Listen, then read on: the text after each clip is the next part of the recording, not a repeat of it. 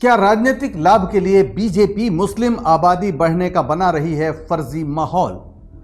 BJP क्यों कह रही है कि वो असम में सत्ता में न रही तो बढ़ जाएगी मुस्लिम आबादी और हिंदू हो जाएंगे अल्पसंख्यक? प्रधानमंत्री मोदी ने पूर्णिया की रैली में क्यों उठाया डेमोग्राफी बदलने का मुद्दा? नमस्कार, मैं हूं पंकज श्रीवास्तव। डॉक्टर पंकज स्पीक्स में आपका स्वागत है।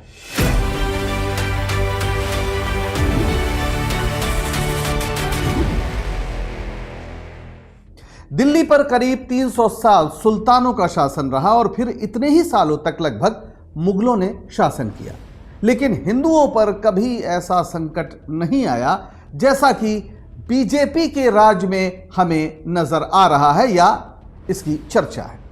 राष्ट्रपति, उपराष्ट्रपति, प्रधानमंत्री, लोकसभा अध्यक्ष, तीनों सेनाओं के अध्यक्ष से लेकर देश के लगभग सभी राज्यों के मुख्यमंत्री हिंदू हैं, लेकिन बीजेपी लगातार ये प्रचारित कर रही है कि हिंदू खतरे में। हद तो यह है कि असम में बीजेपी ने एक एआई वीडियो जारी किया है जिसमें कहा गया है कि अगर बीजेपी सत्ता में ना रही तो हिंदू अल्पसंख्यक हो जाएंगे, मुस्लिमों की आबादी बढ़ जाएगी। आपको पता ही होगा कि 2026 की शुरुआत में अप्रैल मई के आसपास असम में चुनाव होंगे। हैरानी की बात है कि पीएम मोदी ने 15 सितंबर को बिहार के पूर्णिया में भी कुछ ऐसा ही राग अलापा, इशारों में ही सही, वहां भी इस साल के अंत में चुनाव है। उन्होंने डेमोग्राफी बदलने को लेकर गंभीर चिंता जताई कि सीमांचल में, बिहार के उन इलाकों में जहां मुस्लिम आबादी ज्यादा है, वहां पर डेमोग्राफी बदल रही है। खुलकर यही कहा उन्होंने कि दरअसल मुस्लिमों की आबादी बढ़ रही है और इससे सतर्क हो जाइए। सवाल यह है कि पीएम मोदी या बीजेपी के पास इस बात को साबित करने के आंकड़े कहां से आए? पिछली जनगणना 2011 में हुई थी, 2021 में फिर जनगणना होनी थी, लेकिन माननीय मोदी जी जो बहुत काबिल हैं, जिनकी सरकार अभूतपूर्व है, वो जनगणना नहीं करा पाई। पहले कोविड का बहाना दिया गया, लेकिन कोविड तो 2022 में खत्म हो गया और ये 2025 है, जनगणना नहीं हुई। तो फिर इस बात का आधार क्या है, इस दावे का आधार क्या है कि मुस्लिम आबादी बढ़ रही है और हिंदू आबादी घट रही है? हम बताएंगे आपको कि मुस्लिम आबादी बढ़ने का सच आखिर है क्या, वो भी मोदी सरकार के अपने आंकड़ों से। 2011 के जनगणना के आंकड़ों के मुताबिक भारत की कुल आबादी 121 करोड़ थी, जिसमें मुस्लिमों की जो संख्या थी वो 14.2% थी, यानी करीब 17.22 करोड़ मुसलमानों की कुल आबादी आंकी गई थी। अब संयुक्त राष्ट्र और अन्य अनुमानों के आधार पर अगर हम कोई अनुमान लगाएं तो 2025 में भारत की आबादी 146.38 करोड़ हो सकती है, जिसमें मुस्लिम आबादी का हिस्सा 14 से बढ़कर 15% तक हो गया होगा, यानी 20 से 21 करोड़। यह अनुमानित है क्योंकि जनगणना तो हुई नहीं। लेकिन क्या यह वाकई खतरनाक बदलाव है जैसा कि बीजेपी दावा करती है? सवाल है कि आबादी बढ़ती कैसे है? आप कहेंगे कि ज्यादा बच्चे पैदा होते हैं तो आबादी बढ़ जाती है, लेकिन क्या वाकई मुसलमानों की आबादी इसलिए बढ़ रही है कि उनके यहां बच्चे ज्यादा पैदा होते हैं?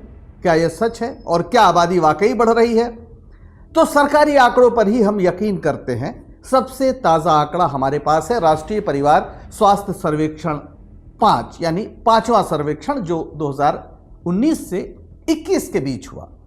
और इस NFHS यानी नेशनल फैमिली हेल्थ सर्वे 5 के मुताबिक भारत की जो कुल प्रजनन दर है, यानी पूरे भारत को एक इकाई मान लें तो टोटल फर्टिलिटी रेट है 2, यानी हर महिला औसतन 2 बच्चे पैदा करती है जो जीवित रहते हैं।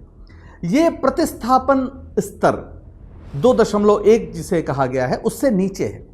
प्रतिस्थापन स्तर वो दर है जिसमें जनसंख्या न बढ़ती है और न घटती है, यानी वो लगभग स्थिर हो जाती है।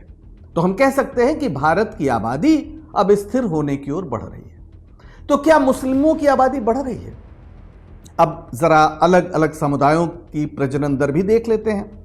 तो टोटल फर्टिलिटी रेट हिंदुओं की है इस समय 1.94%, इस सर्वेक्षण के नतीजे के मुताबिक। 1.94 और मुसलमानों की है 2.36, थोड़ा सा ज्यादा। ईसाइयों में है 1.88 और सिखों में है 1.61, बौद्धों में 1.39। अब इसमें आपको मुस्लिमों की प्रजनन दर थोड़ी ज्यादा लग रही है, लेकिन हकीकत यह है कि मुसलमानों की प्रजनन दर में सबसे तेज गिरावट देखी गई है। जो पहला सर्वेक्षण हुआ NFHS 1 92-93 में, 1992-93 में, उस समय मुस्लिमों की प्रजनन दर थी 4.4, जो NFHS 5 में हो गई है 2.36, यानी 46.5% की कमी हो गई है। और जो अंतर है हिंदू मुस्लिम TFR का, वो 1.1 से घटकर अब 0.42 हो गया है। यानी मुसलमानों की आबादी तेजी से घट रही है। वैसे भी आबादी वहीं ज्यादा होती है जहां गरीबी ज्यादा होती है, और मुसलमानों में अपेक्षाकृत गरीबों की तादाद ज्यादा है। शिक्षा और परिवार नियोजन एक बड़ा कारण है इस आबादी के रफ्तार के घटने का। इस सर्वेक्षण में कहा गया है कि 47.4% जो मुस्लिम महिलाएं हैं वे आधुनिक गर्भ निरोधक तरीकों का इस्तेमाल करती हैं। आर्थिक सुधार इसके पीछे जरूर हैं। अगर किसी भी परिवार की आर्थिक स्थिति अच्छी होती है तो वो बच्चों को अच्छे स्कूलों में पढ़ाना चाहते हैं और इस वजह से चाहते हैं कि बच्चों की तादाद कम हो। तो हर समुदाय की आबादी भारत में घट रही है और सबसे ज्यादा गिरावट मुस्लिम समुदाय में है। पर बीजेपी रात दिन यह प्रचारित करती है कि मुसलमानों की आबादी बहुत ज्यादा बढ़ रही है, और एक बड़ा चुटकुला चलता है कि हम 5 हमारे 25, यानी एक मुस्लिम 4 बीवियां रख सकता है। धार्मिक आधार पर यह इजाजत जरूर है, लेकिन क्या सचमुच ऐसा होता है? आप अपने दिल पर हाथ रखकर कहिए कि क्या आपने किसी ऐसे मुस्लिम शख्स को देखा है जिसकी 4 बीवियां हों, जिसके घर में 4 बीवियां हों? यह संभव है? वो घर कैसा होगा ये सिर्फ आप कल्पना ही कर सकते हैं, और मेरा दावा है कि आपने ऐसा घर नहीं देखा होगा। इसका तो अपवाद भी ढूंढे नहीं मिलेगा। हां, एक से ज्यादा शादियां होती हैं, लेकिन सिर्फ मुसलमानों में नहीं होती, और भी समुदायों में होती है। और यह बात हमें नेशनल फैमिली हेल्थ सर्वे 5 बताता है। इसके आंकड़े इस तमाम मिथक को या इस दुष्प्रचार को गलत साबित करते हैं कि मुसलमानों में 4 शादियां होती हैं या बहुत ज्यादा शादियां होती हैं दूसरों की तुलना में। इस सर्वेक्षण में केवल 1.4% महिलाओं ने बताया कि उनके पति की अन्य पत्नी भी है। यह महिलाओं से पूछा गया था सवाल, तो सिर्फ 1.4%, जबकि जो NFHS 3 था, 2005-6 में हुआ था, वो कहता है कि 1.9% महिलाओं ने ऐसा कहा था, और फिर NFHS 4 में 1.6% महिलाओं ने कहा कि एक से ज्यादा पत्नी है उनके पति की, और अब यह दर हो गई है NFHS 5 में 1.4%। अब कौन कौन समुदाय हैं जहां एक से ज्यादा शादियां होती हैं? हिंदुओं में 1.3% लोग ऐसे हैं जो एक से ज्यादा शादी करते हैं। मुसलमानों में 1.9% है।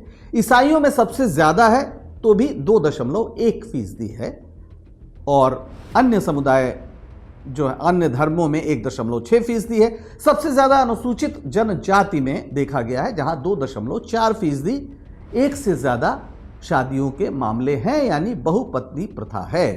तो एक से ज्यादा शादियों वाला जो पूरा ये दुष्प्रचार है कि हम 5 हमारे 25, ये दरअसल कुछ नफरती दिमाग की उपज है। और जो भी ये पूरा मसला हमें नजर आता है, सबसे ज्यादा अगर देखें तो वो अनुसूचित जनजाति में है, ट्राइबल समुदायों में ज्यादा है। बाकी कुछ बहुत सक्षम लोग हैं जो इस तरह से पॉलीगामी करते हैं।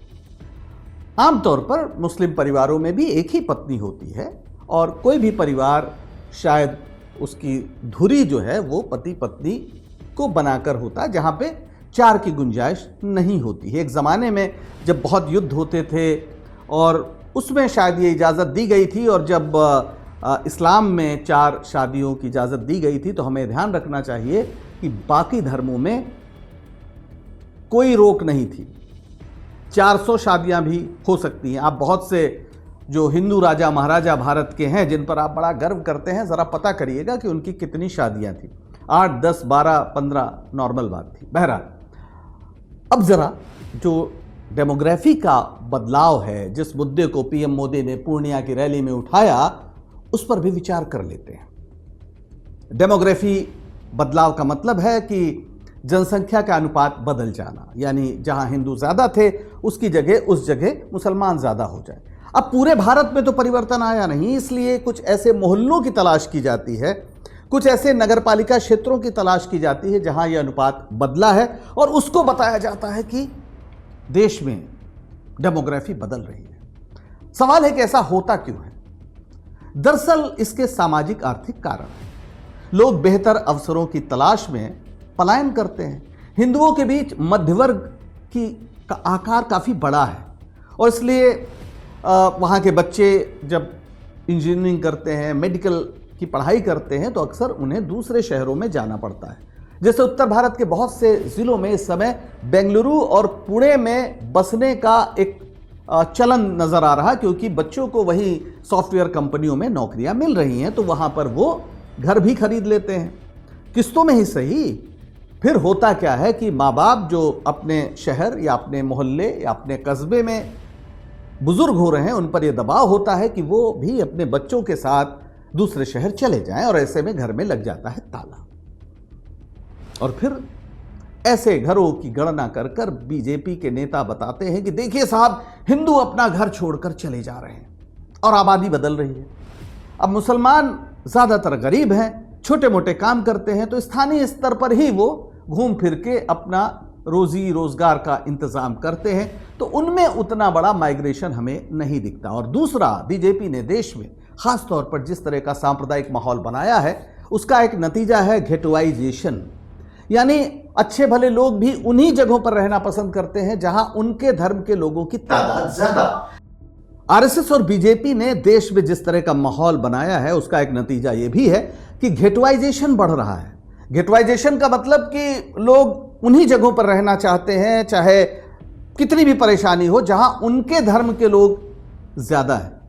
और हालत तो है कि तमाम शहरों में जो आजकल सोसाइटीज बन रही हैं, मल्टी स्टोरी बिल्डिंग्स, उसमें धर्म तो छोड़िए, जातियों के आधार पर भी सोसाइटीज बन रही हैं, क्षेत्र के आधार पर सोसाइटीज बन रही हैं। तो समाज में असुरक्षा बढ़ी है, घेटवाइजेशन बढ़ा है, और उसका नतीजा यह है कि तमाम शहरों में जहां लोग आपस में मिलजुल कर रहते थे, कई बार मैं लखनऊ का आपको उदाहरण दे सकता हूं, जिसे मैंने देखा है कि एक ही दीवार के इस तरफ का घर हिंदू का है और इस तरफ का मुसलमान का है।